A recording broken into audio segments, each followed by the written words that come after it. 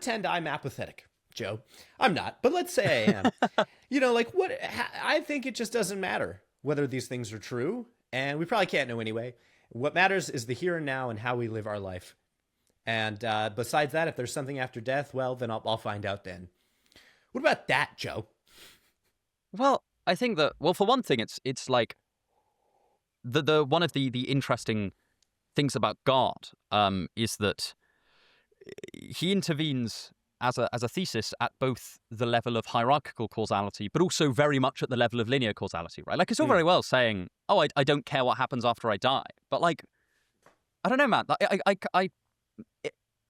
Unless you think that the question is totally epistemically intractable, and you might. I actually don't think that. Right. I think that, for example, I think that, I think, for example, we can talk about things like the contingency arguments and stuff like that, and the plausibility of different premises and stuff, and with fine tuning, right? I don't think fine tuning is like a totally fruitless argument. I say it's something that I go back and forth on. So, at the very least, I think I'm committed to the idea that you can make rational evaluations of. You can make progress towards conclusions on the God debate. So, but that would be the only thing that I'd say is that if somebody is totally apathetic, I feel like a lot of the time that comes from the idea that you cannot move forward with this. Yes. Like it is epistemically intractable. And my response to that would be that I don't think it is. And right. I think that, a lot of the time, well, because like most people, I think, secretly don't think that it's epistemically intractable in principle, because when you bring up something like the problem of evil, most people are quite happy to say that lowers their credence in the existence of God. But then it's not epistemically intractable, right? Something can't just be tractable in one way, Well, right. I mean, maybe it can, so there's a philosophy for everything, but I think that would be something you'd be hard pressed to argue for. So, I think that, say, looking at I don't know, something like psychophysical harmony, right? If you're going to that is like that could plausibly raise your credence in the existence of God, and if it doesn't, you have to bite certain bullets, right? It's not just a matter of like, oh, I can wave my hand and it's gone. You have to lean into a kind of deeply human-centric, phenomenal view of inquiry, and that's fine. I'm more happy with that than most people are. But like the not caring about God on the basis that it's like epistemically intractable, I think is often I don't say cop out, because I don't like to accuse people of copping out of things, but I think that it is often. I don't think people often mean that. I think that it's often just like a nice thing to say, and also, I think people are. I don't know. It's very easy to ignore the question of God in the moment, but like, I don't know, I feel like at some point your mind will turn to the concept of eternity, right? Like, I don't know. I mean, that's part of what I think about things. The other thing is that, clearly when let's move away from the God of the philosophers for a second. You can clearly have evidence for and against certain religious claims, right? Like whether Jesus rose from the dead that's not a metaphysical claim at all. That's a historical claim, with a foot in metaphysics. It doesn't strike me that there's anything epistemically intractable in principle. Say tomorrow we uncovered a barrel of letters from, thousands of people in and around Jerusalem who couldn't have talked to one another or collaborate on anything, and they're totally verified, saying that, yeah, there was this guy and he died and he came back and was wandering around talking to people, that, and we actually found the first-hand accounts of all of the 500 people that were said to, surely that would raise your credence in the existence of God, right? Like, I don't know, maybe this is the naive of me, and there are very good objections as to why it wouldn't, but at the very least, it seems to me that seems like it would be the case, from my relatively naive perspective. So I don't know. I think that a lot of the time it's just psychological. Like, people find it very, very easy to ignore because it's not immediately of issue. But I think it really, at some point it's going to be of issue.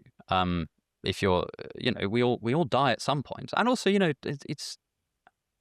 I know. I mean, obviously, you can't rationally argue somebody into caring about something.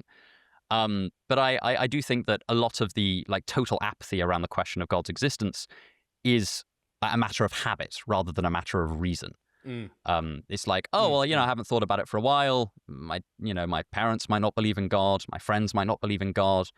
The question just isn't live. It's partly also because I think that, I think this is kind of insulated, or this kind of self-insulation process occurs whereby God or theistic belief ceases to become a hypothesis and just becomes like an object of mockery. The reason, and people have made all kinds of criticisms about that it's just rude. And yeah, it is rude. But more importantly, it's epistemically blinding, right? Like it is non-reasonably enacting something that lowers your credence in a hypothesis, your subjective credence in that hypothesis.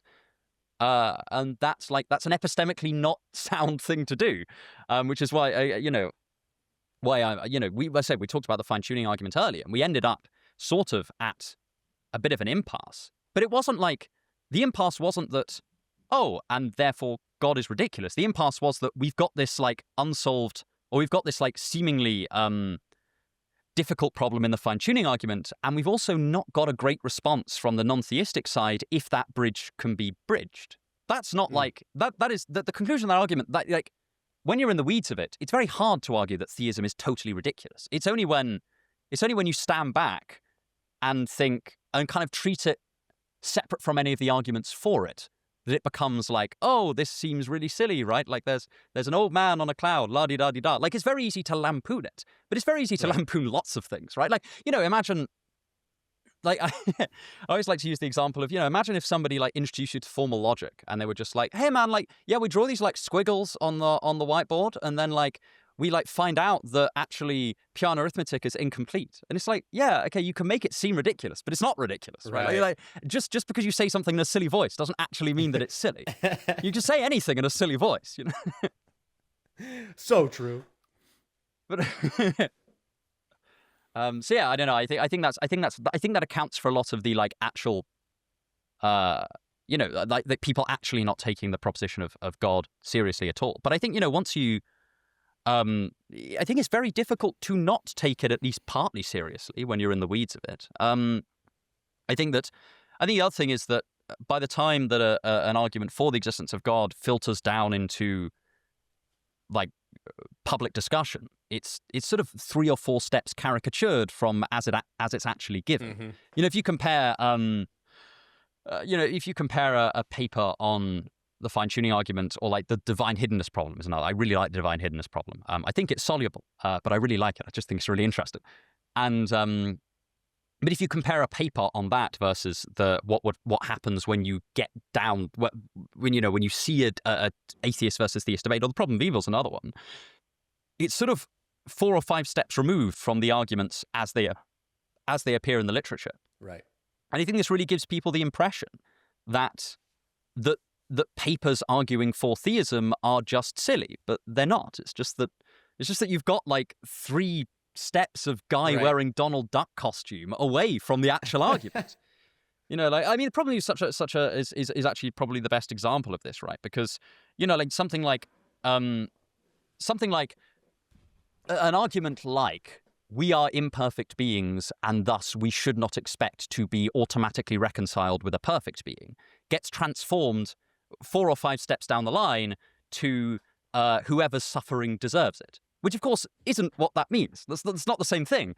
And moreover, like the person whose suffering deserves it is in at least the Bible is an argument that's explicitly rejected by the Book of Job. So it's not like, this, as in things get very, very twisted and caricatured. And I think that's why that's why you end up with this. And to be fair, I think it does happen on the. It probably happens on the theist side as well. I'm just obviously more familiar with the atheist side of things. Sure. But it really gets caricatured on the atheist side. I think that's a shame. Partly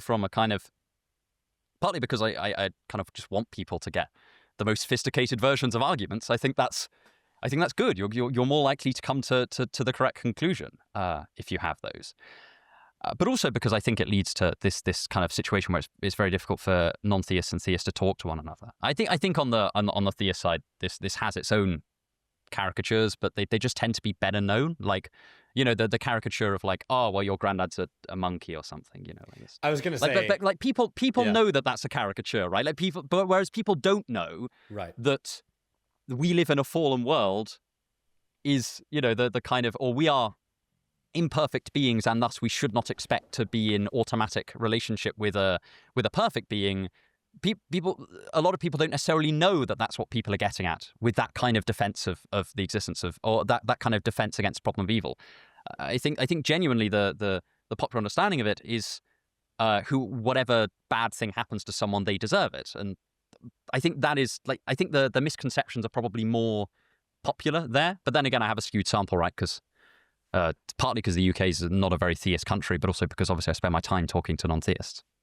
I agree with essentially everything you've said, that these issues are important. And I think all reflective people would eventually acknowledge that in some measure, these things impinge on your life and affect the way you feel day to day, depending on what you think about ultimate reality, purpose, value, meaning in life, the reality or lack thereof of an afterlife. Obviously, those things matter. But there will be unreflective people who do not immediately see the importance, and they don't care to think further.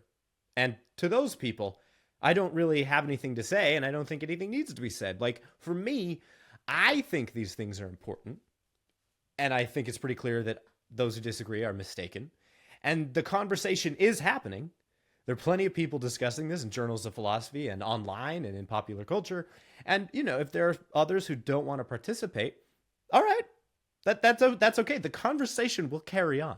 So that is my kind of response to truly incorrigibly apathetic people is, okay, I'll leave you to it. You're missing out.